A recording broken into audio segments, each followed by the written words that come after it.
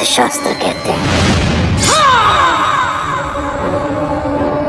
एकांत, भीतर से आघात और बाहर से आक्रमण।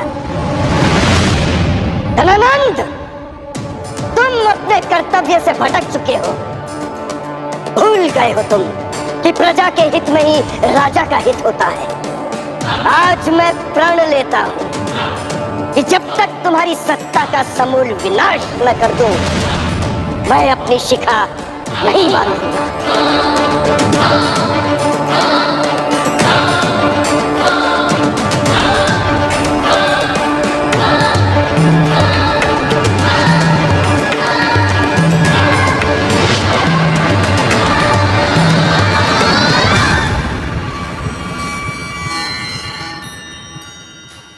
राजा को उसकी भरी सभा में चेतावनी कौन दे रहा है? कौन कह रहा है कि तुम अपने कर्तव्य से भटक गए हो और मैं तुम्हारे अहंकार को खत्म करूंगा, अत्याचार को खत्म करूंगा, मैं तुम्हारे राजवंश को खत्म करूंगा। नमस्कार, मैं हूं अनुपम खेर। आपके हमारे देश भारत के बनने और बढ़ने की कहानी भारतवर्ष में आपका स्वागत है। कश्मीर से लेकर कन्याकुमारी तक, गांधार से लेकर आसाम तक एक भारत हो सकता है। 1, 2, 300 साल पहले नहीं, आज से 2300 साल पहले। ये सोच उस एक व्यक्ति की है जिसे इतिहास में 3 अलग अलग नामों से जाना जाता है: विष्णुगुप्त, चाणक्य या कौटिल्य। भारतवर्ष में इस बार कौटिल्य। 2300 साल पहले के राजनीतिक मानचित्र में मगध साम्राज्य की सीमाएं उत्तर पश्चिम में अफगानिस्तान, पूर्व में असम और दक्षिण में गोदावरी तक फैली हुई थी। उस समय भारत ही नहीं बल्कि विश्व का सबसे बड़ा और एक अखंड साम्राज्य था मगध। इस साम्राज्य की कौटिल्य ने अपनी सूझबूझ से नींव रखी थी। और इससे भी बड़ी बात कि उन्होंने एक साम्राज्य ही नहीं खड़ा किया था, बल्कि साम्राज्य को, देश को जनता के हित में कैसे चलाते हैं इसकी पूरी रूपरेखा तैयार कर दी थी। राजा कैसा होगा, मंत्री कितने और कैसे होंगे, भ्रष्टाचार को कैसे रोका जाएगा, इन बातों के सहारे कौटिल्य ने महान मौर्य साम्राज्य खड़ा किया और अपनी किताब अर्थशास्त्र के जरिए ऐसी धरोहर छोड़ी, ऐसी व्यवस्था खड़ी कर दी जिसकी वजह से कई लोग ये कहते हैं कि भारत को समझना हो, भारतीयों को समझना हो तो पहले अर्थशास्त्र को समझो, कौटिल्य को समझो। कौटिल्य और उनके अर्थशास्त्र का मूल शब्द है राजधर्म। राजधर्म होता क्या है? राजा कहें या शासक, उसकी प्रजा के प्रति क्या जिम्मेदारी होती है, इसे आज से लगभग 2300 साल पहले चाणक्य ने अर्थशास्त्र में बताया था। कौटिल्य राजा को एक राज ऋषि के तौर पर देखते थे। सुख का मूल क्या है? आचार्य, आपने हमें बताया है, सुखस्य मूला धर्म। सुख का मूल धर्म है। धर्म का मूल क्या है? धर्म का मूल अर्थ है। अच्छा तुम बताओ, राजा का हित किसमें है? राजा का हित प्रजा के हित में होता है। चाणक्य को राजा नहीं, एक ऐसा राजा चाहिए था, एक ऐसा शासक चाहिए था जो ऋषि जैसा हो।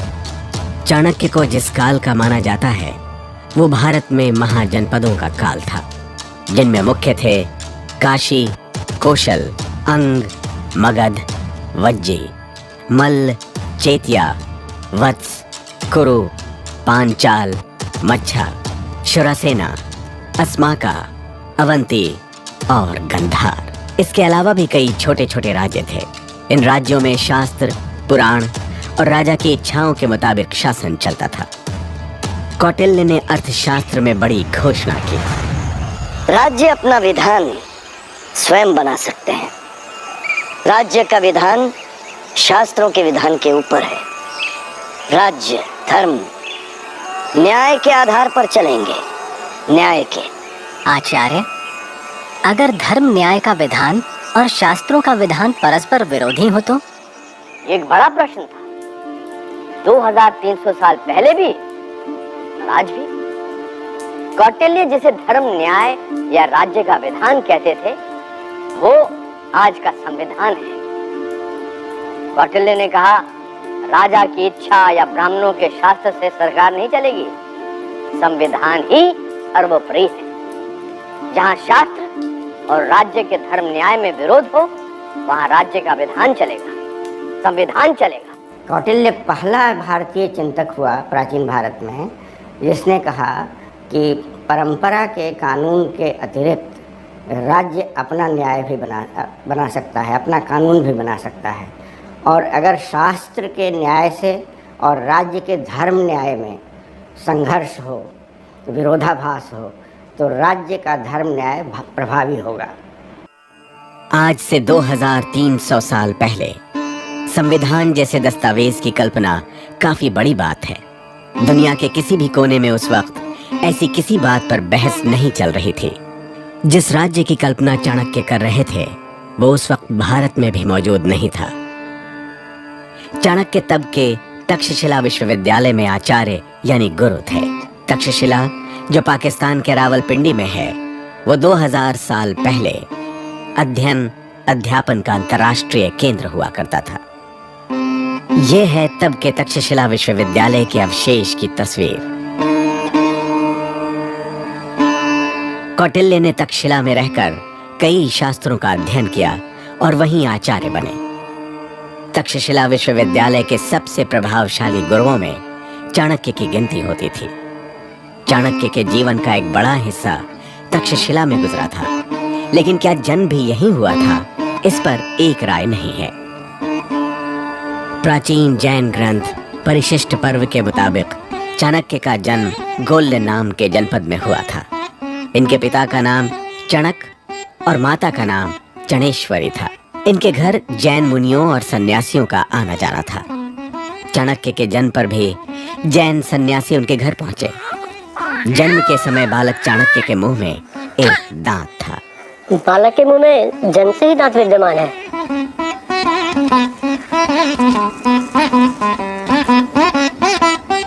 इससे तो ये प्रतीत होता है